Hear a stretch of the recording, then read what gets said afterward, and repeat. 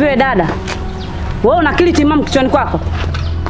Aya, niambie, kipi kilichokufanya kutoka huko uje unipige mimi na jiwe? Nini na mume wangu? Basi dada, basi. Tafadhali, naomba uniwe radhi mimi, sawa eh? Niwe radhi. Ami, vitu gani unafanya sasa? Hii ina maana gani sasa?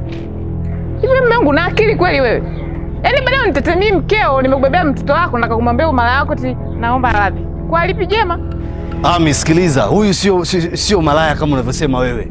Huyu ni mteja wangu na mimi hapa nipo kazini. Sasa unapokuja kunichafua hivi mbele za wateja unafikiri unamaanisha nini? Huku ni kuniharibia kazi. Kazini wapi? Jesal, bwana wewe msumbufu. Yaani wewe kila sehemu ni msumbufu, unanichosha kwa kweli. Huyu ni malaya wako. Na wewe sikiliza. Mimi huyu ni mume wangu wa ndoa, tena wa halali. Koma mazoea na mume wangu.